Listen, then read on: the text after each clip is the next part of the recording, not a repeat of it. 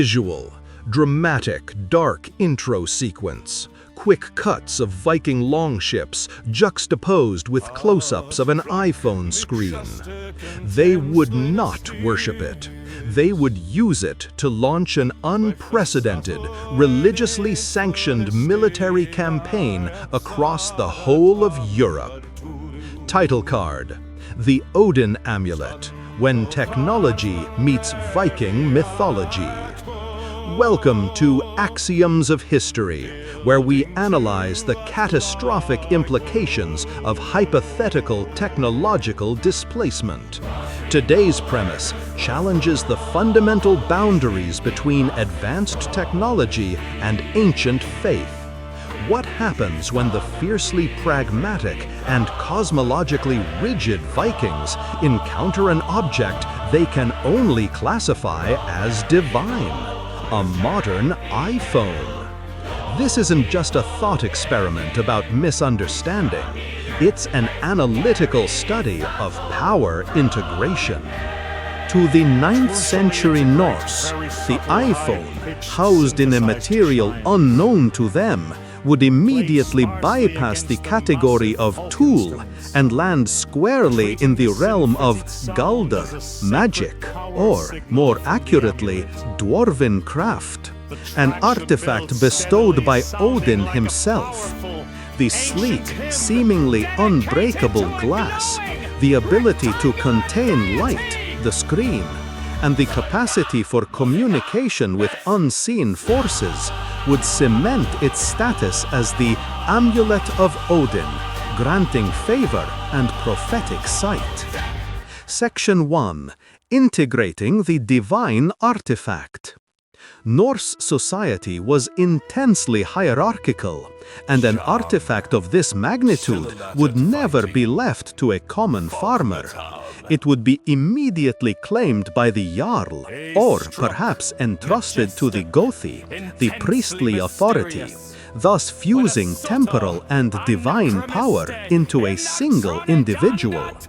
The iPhone's functionalities would be rigorously categorized within existing mythological frameworks. The scrying pool. The illuminated screen, especially displaying scrolling text or images, would be interpreted as a window to Asgard or a vision granted by the Norns. A photograph would not be an image, it would be the captured hug, spirit or thought form of the subject. Crucially, the camera roll would become a historical record, an infallible chronicle of the Jarl's triumphs, authenticated by the gods themselves. The voice of Mimir. Siri, the verbal interface, is the most volatile component.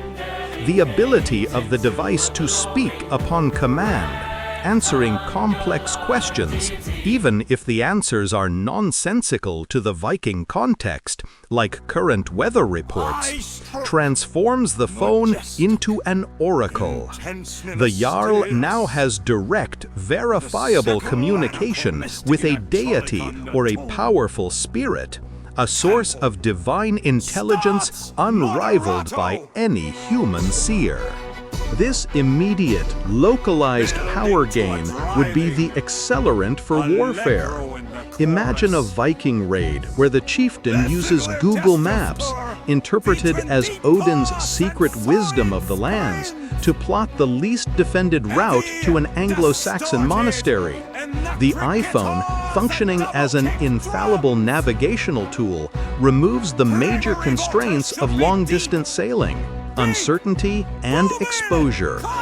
This newly divine sanction, combined with unprecedented tactical knowledge, would destabilize existing political structures faster and more violently than history records. Section 2. The Crisis of Depletion. The true analytical flashpoint, however, arrives when the energy source depletes. The most critical aspect of this scenario is not the moment of discovery, but the inevitable, unexplained failure.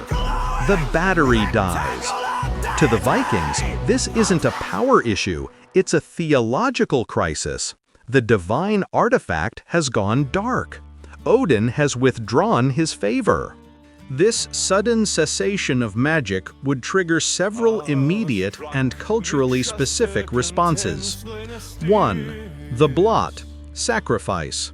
Initial attempts to revive the amulet would involve increasing the quantity and quality of sacrifices.